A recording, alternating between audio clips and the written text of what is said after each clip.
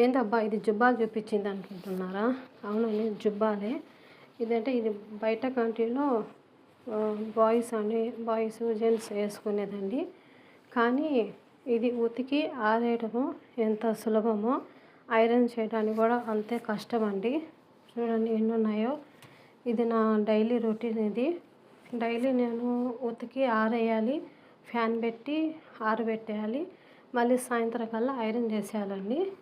ఇది కష్టం, చాలా కష్టం అండి. చూసారా, దీనికి ఒక లైన్ ఇస్తాడండి.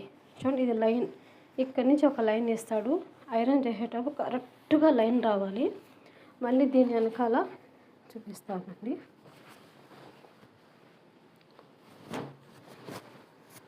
చూసారు కదా, ఇది ఇలాగ ఇది వెనకాల వస్తుందండి.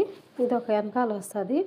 అది కూడా ఏంటంటే ఇవి కరెక్ట్గా పట్టి ఐరన్ చేయాలి. కరెక్ట్గా లాస్ట్ దాకా కింద దాకా ఇలా ఐరన్ చేయాలి.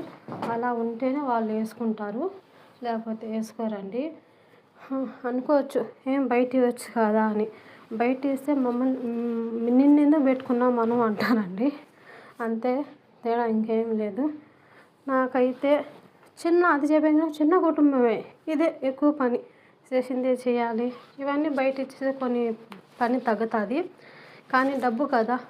ఇది ఈ ఏరియా మొత్తం చెప్పాను కదా, అంటే కొంచెం పేద ఏరియా మొత్తం. అంత డబ్బులు కాదు, పిస్తున్నారు వాళ్ళు మొత్తం. అంటే పని చేయించుకుంటే మాకు డబ్బులు మిగులుతాయి కదా అనుకుంటారు వీళ్ళు. అలాగే ఇప్పుడు నేను ఐరన్ చేయాలి, చూపిస్తారండి ఐరన్ ఎలా చేస్తాను. ఇది వాటర్ ఐరన్ బాక్స్ అండి. ఇక్కడ ఓపెన్ చేసి దీంట్లో వాటర్ పోస్తారు. మనకు ఎంత కావాలంట, అంటే ఇక్కడ లెవెల్ ఇస్తాడు మినిమం అని, అంత పోసేయాలి. తర్వాత క్లోజ్ చేసేసి తర్వాత ఫస్ట్ ఈ సైడ్ మొత్తం హ్యాండ్స్ ఇలాగ ఐరన్ చేసేయాలండి. ఫస్ట్ ఇది ఇలాగ ముట్టలు పోయినట్టు మొత్తం హ్యాండ్స్ ఐరన్ చేసే, ఇంకా ఏది కాలేదు. హ్యాండ్స్ ఐరన్ చేసేయాలి. తర్వాత చేసిన తర్వాత చూడండి, మొత్తం ఎక్కడ ఈ ముడతలు లేకుండా మొత్తం చేయాలండి. నేను చెప్పాను కదా, ఈ గీర్ కరెక్ట్గా రావాలండి ఐరన్ చేసేటప్పుడు. చూడండి, రెడీ అయిపోయింది. కువైట్ వాళ్ళు, బయట కంట్రీ వాళ్ళు, అరబ్ కంట్రీ వాళ్ళు వేసుకునేదండి. చూశారు కదా, మెయిన్ ఇవి.